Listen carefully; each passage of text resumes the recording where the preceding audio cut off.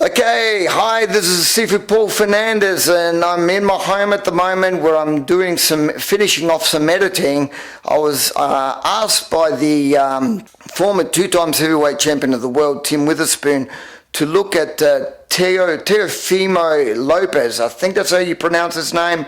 And we're looking at some particularities. Now, the champ's gone and done a breakdown of his fighting skill, and he's asked me to look at some particularities. Now, in boxing, they call it slapping, and he's asked me, hey, look, Paul, is this what you would consider a Pak Sao, your Wing Chun Pak Sao? So, what do you think? Do you think it's right? How would you use this in boxing? How would you use the Wing Chun Pak Sao in boxing? So we're going to have a look at it. We're going to have a look at the fighting ability. We're going to look at the differences in the breakdown of how we use Wing Chun at close quarter combat. We're going to look at Pak Sao in the MMA, and then we're going to look at some training modules of Pak Sao used in boxing, all right? Because you guys know that I love boxing and that I've always tried to combine the two between Wing Chun and boxing, and because I know that fighting against a boxer on the streets always been a dangerous one of our most dangerous adversaries, all right? So we're going to look at this now, and stay with me because I've already set up the video, and we're just doing the final editing pieces. So hang on, here comes the video. Right? That's good. Boom. Okay. Oh, I can even get in with Pak Sao punch.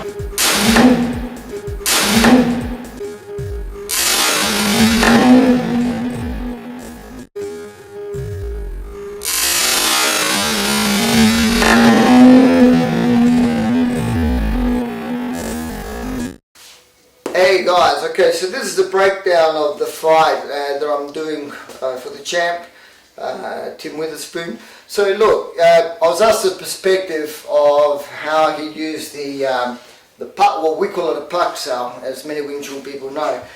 Now, normally the Pak Sao is used as a defensive technique and not an attacking technique.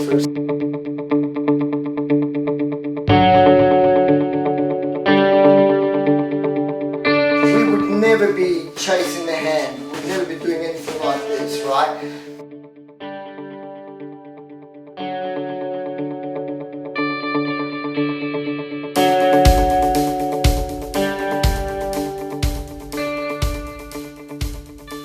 Because it's a defensive technique and normally it's used at close quarters, right? I'm using two languages, so please forgive me.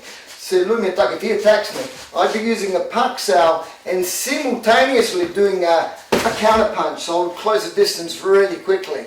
Because if we're doing like security or we're doing, bouncing or something like that, or whatever, close quarters contact.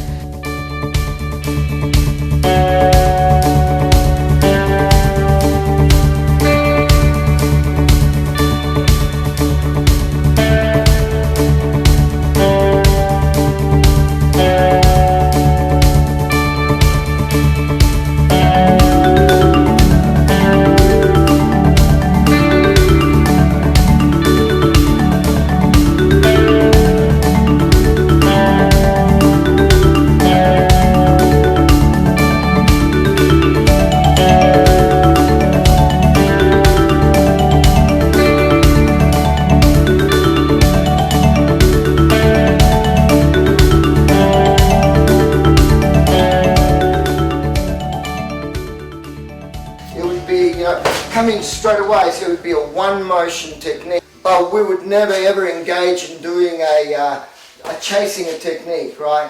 That's really against our principle. Lopez, I think his name is super talented. I watched the fight, and I haven't been following this boxer's career much, but I watched the fight and then I watched the champ's breakdown of the fight. They're calling it slapping.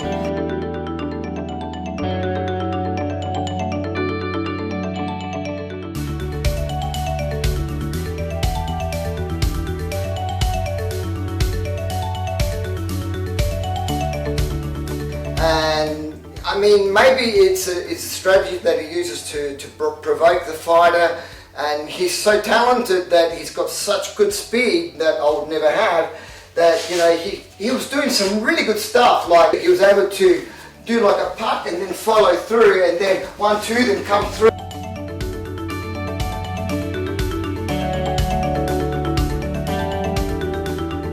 No matter how fast you are, is that I'll get him to do a chasing Pak Sao. Se tu fai il movimento a me. So if he's chasing me, well, I mean, one, he can leave it, you know, he could dummy it, and the guy could have some good timing and hit him back, right? And as a matter of fact, I did a breakdown, and maybe we'll show it through this video, where the other fighter, he did catch him out. Now, if the other fighter has made some really powerful punches, you know, he risked the KO.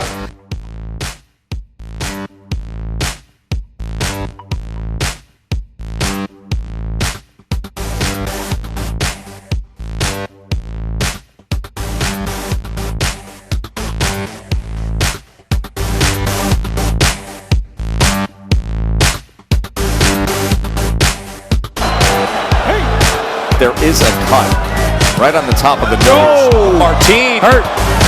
And That down. that is being scored a knockdown. Check right hook. Check right hook. And then bleeding coming from the nose.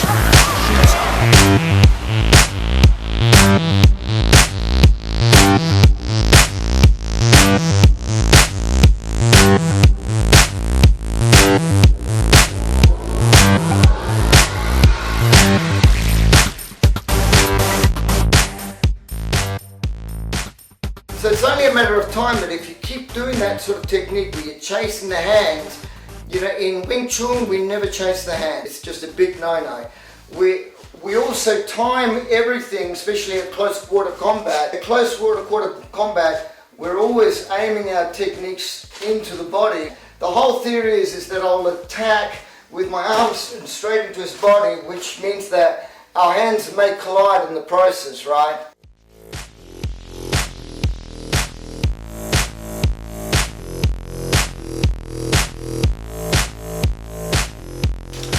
And I'll also add that in Wing Chun, when we're at close quarter combat, the guard's high, you're protecting yourself. And so if I had to apply a Pak Sao or even a double Pak Sao, it would be aimed to not only block the arm or trap the arm to come in for an attack, the actual Pak Sao itself can be a continuing attack into his head. So it could be a puck and continue for an attack, right? And this can be done with two hands. So you could have like two hands coming in with an attack as well. Or it can be a double puck, trap down, come through. There's various applications that I use with the Pak Sao. In fact, I'll include in some footage with Tony Ferguson, who's an MMA fighter, and he's renowned to do type things of like really fast, do Pak Sao with elbow strikes, or come in with double Pak Sao with punches, or double Pak Sao with elbow strikes, and that's a common thing that he does, being a Wing Chun man in the MMA field, right? So, you know, watch the footage that I'll put in as well. And once again, but that's again close range. Applying it with boxing, you know, I'll see if I can put in some footage and give some recommendations. I've been doing boxing, you know, since late 1970s. I remember watching it going, like, holy shit, he just used Wing Chun inside the cage. Like, it works. Tapped his hand and hit him with an elbow once. Tapped his hand and hit him with an elbow once. I remember watching it going, like, holy shit, he just used Wing Chun inside the cage. Like, it works. Like, if you really know your shit, he trapped his hand and then came right over the top with an elbow, and I went, look at that shit. Tony Ferguson. Because he's always practicing it. Yeah. You know, he's always practicing Kung Fu.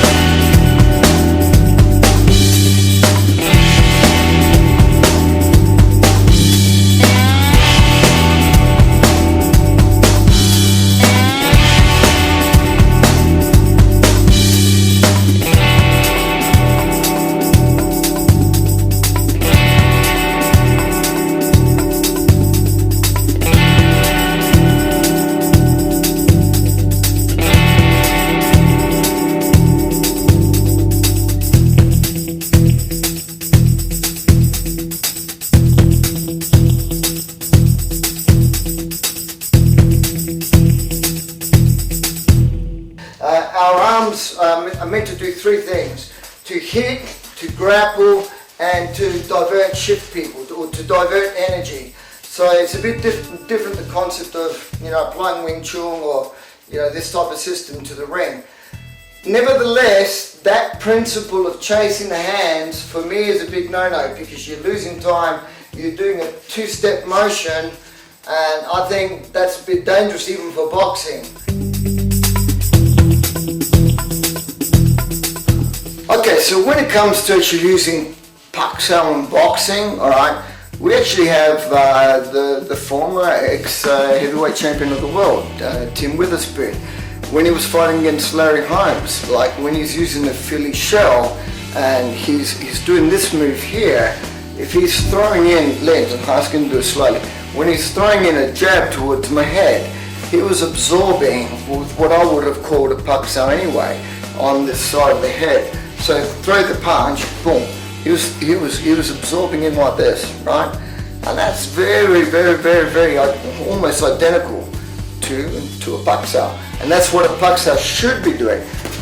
Buti punyi, boom, buta buta. So I'm asking, throw the punches harder. That's absorbing, right? So just that on itself is absorbing the punch. Now that's not pressing or not chasing, right? I'm letting him discharge the punch, which is what you should be doing in Wing Chun, right? So if I was doing it in Wing Chun, boom, I would be coming in and throwing it in lower, or coming through this way. Now, the difference being with boxing, which is a bit different to Wing Chun, is that if I was doing classical Wing Chun where we're using our arms more directly, with Wing Chun, I'd be coming through straight with a straight line punch, right? And, you know, the end result would be like this. So I would absorb, direct, pull down, come through, right? Which you might say, hey, this sets me up for this, but that's another story. Let's look at it, now let's look at it for boxing. Let's converse from Wing Chun to boxing. Now, if he's throwing me a left, and I absorb with a Pak Sao, I would be moving my head out of his punch. So from here, one. Now I can either come out this way, bring my body onto my left leg, right, and hit through here. That can be either 1, 2, or it can be 1 and hit through here. All right, but it has to be this sort of thing. Come through this way. Alright, now that's one option. Okay, like this. It all depends on who you got. But you know, if I was checking a hand, I wouldn't be chasing it.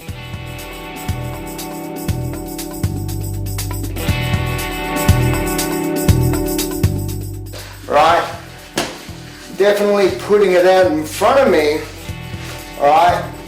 And going towards the target would be another way I would do Pak Sao.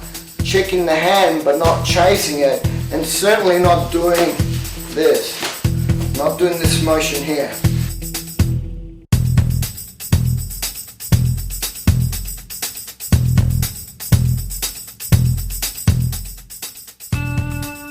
Because you're leaving yourself wide open.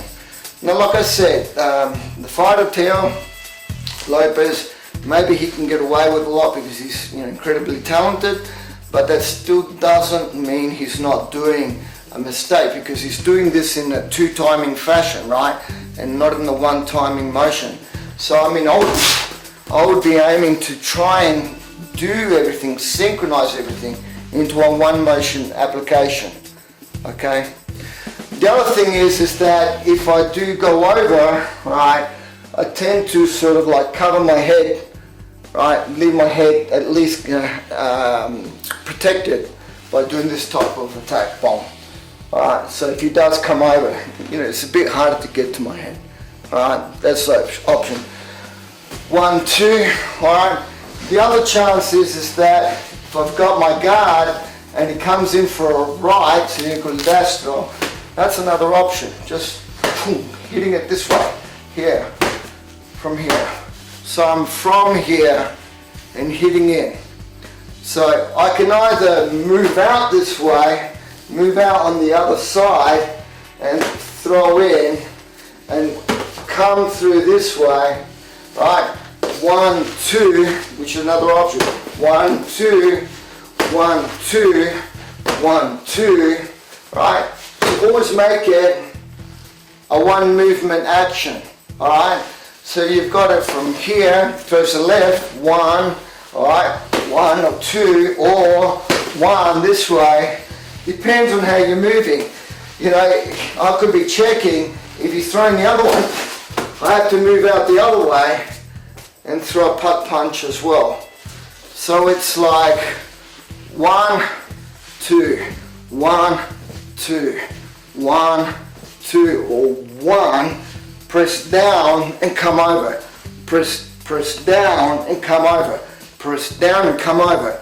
Or press and come under. Come this way and come under. Or press down and come over. Press down and come over. Press down and come over.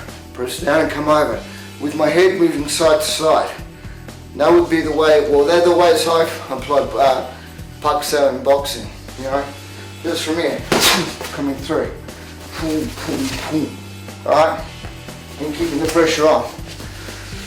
But, like I said, that's ring work, and you guys are more specialised in it than what I am. Right? My deal's more close range fighting. Alright? So I hope that helps, and like I said, I've included a lot of footage in, which you've probably seen through my talk. Any questions, we're here. I hope this helps with the analysis of the champ, and any other questions, we're here to help.